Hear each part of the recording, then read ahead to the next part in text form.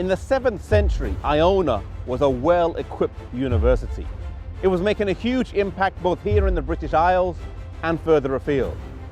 England as a country did not exist then. It was split into different regions or areas. And the local king, King Oswald of Northumbria, sent a message to Iona requesting that a missionary be sent here.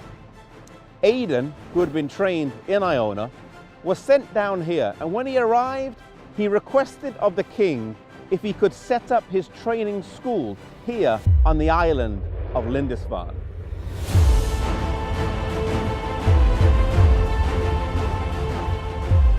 Lindisfarne lies 235 miles from Iona, which if travelled by foot would take over a week. It is also known as the Holy Island, though it's not completely isolated from the mainland. It's a tidal island, approximately 1,000 acres, 3 miles long and 1.5 miles wide, and twice a day when the tide comes in, the island is isolated. There is something about the solitude and isolation of being on an island that these early missionaries seemed to value, a place to come aside, rest, study, and be equipped for mission service.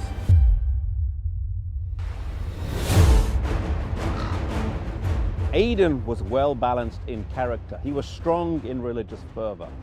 He was very industrious, and it was said that he was never idle.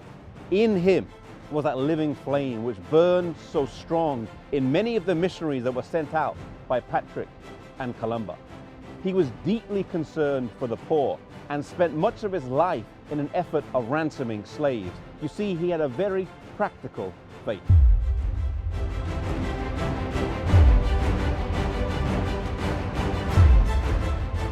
He did for England what Columba had done for Scotland.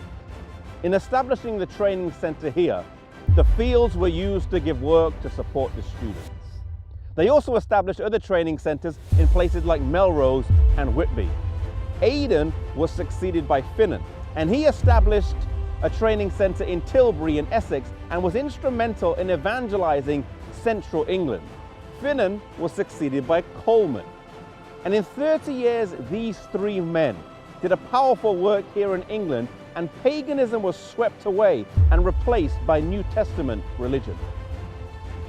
These great men were not monks as we would understand today, but missionaries maintaining the faith that they had learned on Iona. In Truth Triumphant, page 127, it reads, "It is no exaggeration to say that with the exception of Kent and Sussex, the whole English race received the foundation of their faith from Celtic missionaries."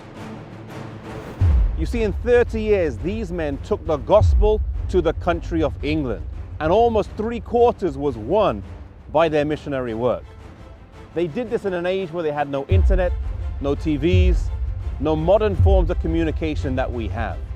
Today, God has placed us in different parts of this country, in different parts of the world. And He's given to us His word, He's given to us the message that He wants to be taken to every nation, tongue, and people. May we be faithful in our local churches and in the communities that our churches are placed in, that we would take the message and share it with those who have not heard that Jesus can come soon.